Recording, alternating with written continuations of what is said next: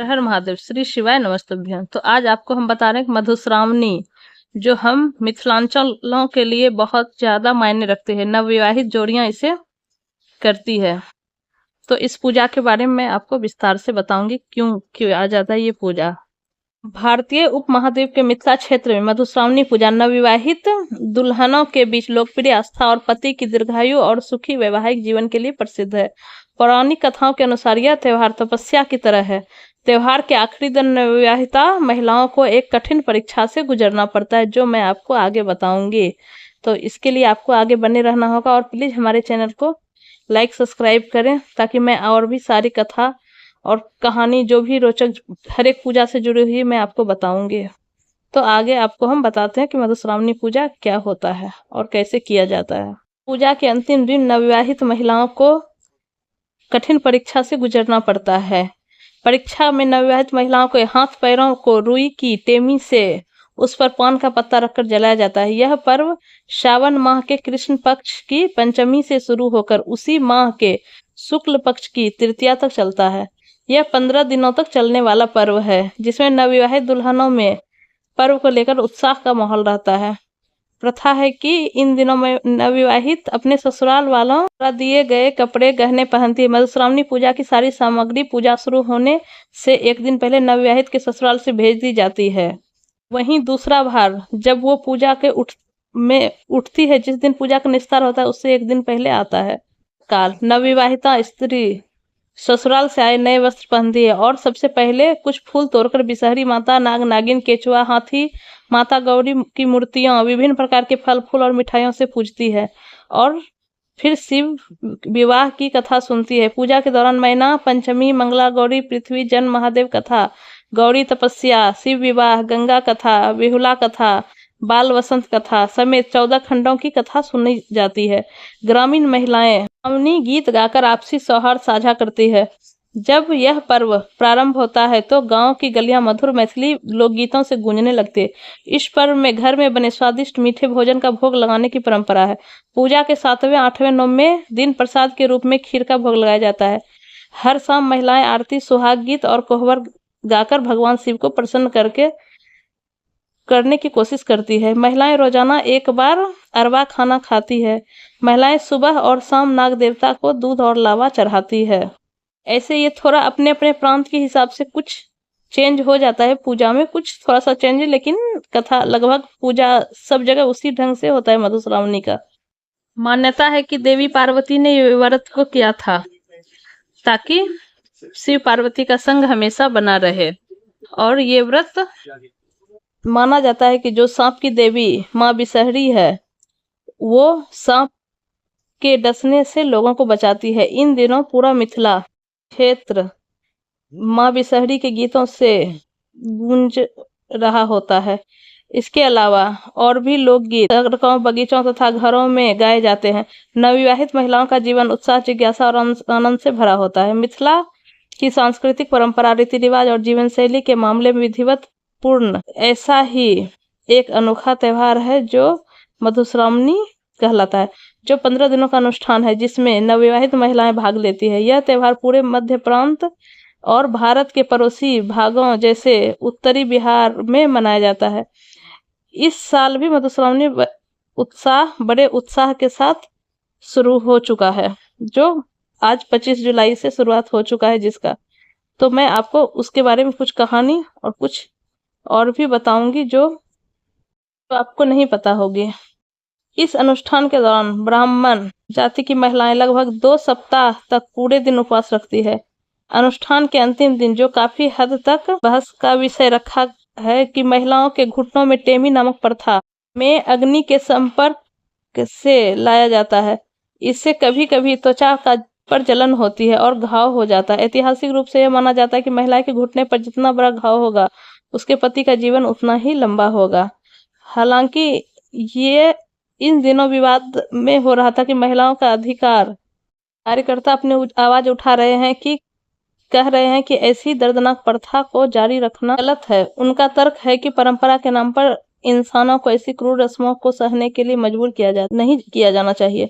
कई लोगों का मानना है कि इस त्योहार को पूरी तरह से खत्म कर देना चाहिए। ऐसी कई महिलाएं भी है जो चाहती है कि त्योहार को इस तरह से विकसित किया जाए कि महिलाओं को दर्द न गुजरना पड़े। उनका कहना है कि अनुष्ठानों में कुछ हिस्सों को व्यवहारिक तरीके से बदलना सबसे अच्छा है, ताकि त्योहार अपने अनुयायियों के लिए और भी अधिक सार्थक हो सके। इस प्रकार अब शीतल टेमी का अभ्यास करना अधिक आम हो गया है, जहां अनुष्ठान बिना आग के किया जाता है। अगर आग का उपयोग भी किया जाता है, वे केवल महिलाओं के घुटनों के पास एक तेल का दीपक लाते हैं और फिर उसे जल्दी से दूर कर देते हैं। टेमी रस्म के अलावा कई मैथिल महिलाओं का इस त्योहार के प्रति सकारात्मक दृष्टिकोण है।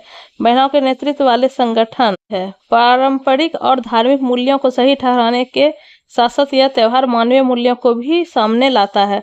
इस त्योहार को बनाने का मतलब है आप लोगों की सांस्कृतिक विरासत और पहचान को बनाए रखना। माना जाता है कि मधुश्रावणी की स्थापना प्राचीन काल में नवविवाहित महिलाओं को उनके विवाहित जीवन की सहजता लाने के लिए की गई थी। हालांकि दुल्हन के कपड़े पहनती है, मौसमी फूल और पेड़ों के पत्ते इकट्ठा करती है और उन्हें बांस की बनी टोकरियों में रखती है। वे प्रतिदिन भगवान शिव और उनकी पत्नी गौरी की पूजा करती है। परिवार के सभी वरिष्ठ महिलाएं इस अवधि के दौरान प्रतिदिन कहानियां सुनाती है। इस त्योहार की एक खास बात यह है कि इसमें महिलाओं को हर रोज अलग अलग पवित्र कहानियां पढ़नी होती है और भजन गाने होते हैं। इसी तरह उन्हें नाग देवता, गौरी, सूर्य, चंद्रमा और नवग्रह की पूजा भी करनी होती है। वे पूजा के माध्यम से सुहागन अपनी सुहाग की रक्षा की कामना करती है। गीत भजन आदि गाकर भक्ति पूर्वक पूजा कर मधुश्रावणी पूजा के दौरान हर एक दिन अलग अलग कथाएं कही जाती है। इन लोक कथाओं में सबसे प्रमुख राजा श्रीकर और उनकी बेटी की कथा है, जो मैं आपको आगे सुनाऊंगी, इसलिए आप पूरे वीडियो में बने रहिए। समाज की नवविवाहित अमर सुहाग के लिए मधुश्रावणी करती है। मिथिला के पारंपरिक रीति रिवाज के अनुसार चलने वाले लोग देश विदेश में इस व्रत को करते हैं। नेपाल में इस पर्व को बड़े पावन तरीके से मनाया जाता है। पूजा के अंतिम दिन नवविवाहित के ससुराल पक्ष से काफी मात्रा में पूजन सामग्री, कई प्रकार के मिष्ठान, नए वस्त्र के साथ 5 बुजुर्ग लोग आशीर्वाद देने पहुंचते हैं। नवविवाहित ससुराल पक्ष से बुजुर्ग लोगों से आशीर्वाद पाकर ही पूजा समाप्त करती है। मधुश्रावणी पूजा के अंतिम दिन कई विधि विधान तरीके से पूजन का कार्य किया जाता है। सुबह शाम महिलाएं समूह बनाकर घंटों गीत गाती है। सबसे महत्वपूर्ण बात यह है कि लगातार 13 दिनों तक पूजा स्थल पर विवाहित की देखरेख में अखंड दीप प्रज्वलित रहती है। कथावाचिका प्रत्येक दिन नवविवाहित को मधुश्रावणी व्रत की कथा सुनाती है। पूजा के समय नवविवाहित नए वस्त्र में आभूषण से सुसज्जित होकर कथा श्रवण करती है। पंडितों का कहना है कि मधुश्रावणी पर्व कठिन तपस्या से कम नहीं है। मैथिली समुदाय की नवविवाहिता अमर सुहाग के लिए मधुश्रावणी व्रत करती है। पूजन में संध्या को तोड़े गए फूल जो सुबह पूजन के कार्य में लिया जाता है, इसका विशेष महत्व है। इसलिए संध्या के समय नवविवाहित अपने सखी सहेलियों के साथ समूह बनाकर पूजन हेतु बांस की डाली में फूल तोड़ती है। साथ में महिलाएं गीत गाती है। इस बार 24 जुलाई से पूजा प्रारंभ कर 5 अगस्त तक चलेगी। लगातार 13 दिनों तक विवाहिता अपने ससुराल का अरवा भोजन प्राप्त करती है। तपस्या के समान यह पर्व पति की दीर्घायु के लिए है। मधुश्रावणी जीवन में सिर्फ एक बार शादी के बाद किया जाता है। नवविवाहिता बिना नमक के 14 दिन तक भोजन ग्रहण करेगी। पूजा लगातार 14 दिनों तक चलते हुए श्रावण मास के शुक्ल पक्ष की तृतीया तिथि को विशेष पूजा अर्चना के साथ व्रत की समाप्ति हो जाएगी। इन दिनों नवविवाहित व्रत रखकर गणेश, मिट्टी, गोबर, विषहरा, गौरी गणेश की पूजा करती है। इस मधुश्रावणी में महिला हिताइन ही कथा सुनाती है। कथा का प्रारंभ विषहरा के जन्म और राजा श्रीकर से होता है। 23 जुलाई सावन शुक्ल तृतीया तिथि को सुहाग का पर्व, हरियाली तीज और मधुश्रावणी पर्व मनाया जाता है। मधुश्रावणी मुख्य रूप से बिहार के मिथिला क्षेत्र में प्रचलित त्योहार है। सुहागन स्त्रियां इस व्रत के प्रति गहरी आस्था रखती है। ऐसी मान्यता है कि व्रत पूजन वैवाहिक जीवन, स्नेह और सुहाग बना रहता है। मधुश्रावणी व्रत को लेकर सबसे ज्यादा उत्साह उमंग नवविवाहिता कन्याओं में देखने को मिलता है। नवविवाहित कन्याएं श्रावण कृष्ण पंचमी के दिन से सावन शुक्ल तृतीया तक यानी 14 दिनों तक दिन में बस एक समय भोजन करती है। आमतौर पर कन्याएं इस दिनों मायके में रहती है और साज श्रृंगार के साथ शाम को फूल चुनती है, डाली सजाती है और डाले को सजाकर फूलों से अगले दिन विषहरी यानी नागवंश की पूजा करती है। श्रावण शुक्ल तृतीया के दिन इस पर्व का समापन मधुश्रावणी के रूप में होता है। इस पूरे पर्व के दौरान 14 दिनों तक अलग अलग कहानियां, मधुश्रावणी के दिन रोचक कथा, राजा श्रीकर और उनकी बेटी की कथा है जो मैं आज आपको सुनाती हूँ। राजा श्रीकर के यहाँ एक कन्या ने जन्म लिया। राजा पंडित को बुलवाकर उसकी कुंडली देखी। पंडितों ने बताया कि कन्या की कुंडली में कुछ दोष है, जिसके वजह से इन्हें सौतन के तालाब में मिट्टी ढोना पड़ेगा। राजा इस बात से दुखी हुए और कुछ समय बीतने पर परलोक सिधार गए। इसके बाद राजा श्रीकर के पुत्र चंद्रकर राजा हुए। बहन से स्नेह के कारण वह नहीं चाहते थे कि बहन को सौतन का दबाव में रहना पड़े। चंद्रकर ने एक घने वन में सुरंग बनवा दिया, जिसमें एक दासी के साथ राजकुमारी रहने लगी। राजकुमार ऐसी जगह थी जहाँ की कोई भी पुरुष ना जा सके, ताकि उन्हें किसी पुरुष से मुलाकात ना हो। लेकिन भाग्य को तो कुछ और ही मंजूर था। एक दिन राजा स्वर्ण उस वन में आए शिकार खेलते हुए उस सुरंग के पास आ गए।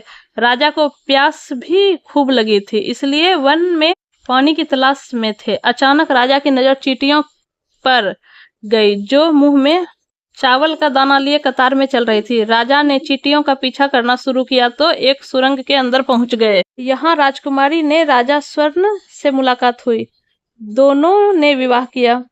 कुछ समय तक दोनों सुरंग में ही साथ रहे। राजा को कुछ दिनों बाद राज्य की याद सताने लगी। उन्होंने राजकुमारी से जाने की आज्ञा मांगी। राजकुमारी ने कहा कि श्रावण मास की शुक्ल पक्ष तृतीया तिथि को मधुश्रावणी का पर्व है। उस दिन नवविवाहित कन्याएं ससुराल से आया हुआ अन्न खाती है, ससुराल से आए वस्त्र ही पहनती है, इसलिए मधुश्रावणी से पहले उन्हें भेज दीजिएगा। राजा ने इस बात को स्वीकार कर लिया और जल्दी ही साथ ले जाने का वादा करते हुए अपनी राजधानी लौट गए। राजा ने नगर के प्रमुख वस्त्र बनाने वाले को बुलाया और सुंदर चुनरी बनाने का आदेश दिया। जब बात राजा की पहली पत्नी को पता चला तो उसने वस्त्र बनाने वाले को स्वर्ण का लालच देकर उसमें लात, झोटा और झाड़ू का चित्र बनवा दिया। इसका मतलब यह था कि तुम्हारी सौतन तुम्हारी छाती पर लात मारेगी, बाल पकड़कर घसीटेगी। वस्त्र बनाने वाले ने चुनरी को ऐसा लपेट कर दिया कि राजा यह नहीं समझ पाए कि क्या लिखा है। राजा समय आने पर चुनरी को एक कौवे को पहुंचाने के लिए दिया। पौराणिक कथाओं के अनुसार कौवे को भी संदेशवाहक के रूप में बताया गया है। कौवा वस्त्र लेकर जा रहे थे, लेकिन उसकी दृष्टि और भोज पर गई, जिसे देखकर कौवा सब कुछ भूल गया और चुनरी को छोड़कर जूठन खाने लगा। मधुश्रावणी के दिन वस्त्र और अन्न न पहुंचने पर राजकुमारी नाराज हो गई। राजकुमारी ने सफेद फूल और सफेद चंदन लेकर माता पार्वती की पूजा की और पार्वती देवी से विनती करते हुए बोली कि जिस दिन राजा से उसकी भेंट हो उनकी आवाज चली जाए। दूसरी ओर राजकुमारी के भाई चंद्रकर को जब बहन के विवाह के बारे में पता चला तो वह भी नाराज हो गया। बहन को खाने पीने की चीजें भेजना बंद कर दिया। ऐसे में राजकुमारी और उनकी दासी कई दिनों तक भूखी रही। इस बीच एक दिन पता चला कि पास के तालाब खोदने का काम चल रहा है, तो राजकुमारी अपनी दासी के साथ तालाब पर मिट्टी उठाने चली गई ताकि गुजारे के लिए कुछ हो जाए। योग की बात है कि उस दिन राजा स्वर्ण भी वहां तालाब पर आए हुए थे, क्योंकि राजा की पहली पत्नी उस तालाब को खुदवा रही थी। राजा ने राजकुमारी को पहचान लिया और अपने भूल के लिए क्षमा मांगी। राजा अपने साथ राजकुमारी को लेकर महल चले गए। राजकुमारी को रानी का स्थान दिलाया, लेकिन राजकुमारी अब बोल नहीं सकती थी। इसका कारण दासी से पता चला तो उन्होंने बताया कि उन्होंने तो चुनरी भेजी थी। राजा ने जब इस घटना की जांच करवाई तो सारी बातें सामने आ गई और तब पता चला कि सारी उलझन कौवे की वजह से हुई। ने चुंदरी भी तलाश करवा ली, जिस पर बड़ी रानी का भेजा संदेश लिखा था। राजा इस बात से बड़ी रानी पर नाराज हुए और उन्हें मृत्यु दंड दिया। अगले वर्ष जब मधुश्रावणी आई तो राजकुमारी ने लाल फूल और लाल वस्त्र से माता पार्वती का पूजन किया और आवाज लौटाने की प्रार्थना की, जिससे राजकुमारी की वाणी लौट आई। इसके बाद राजा स्वर्ण और राजकुमारी वर्षों तक वैवाहिक जीवन का सुख भोगते रहे। हमें अगर आपको कोई गलती नजर आए तो प्लीज कमेंट में जरूर बताइए और हमें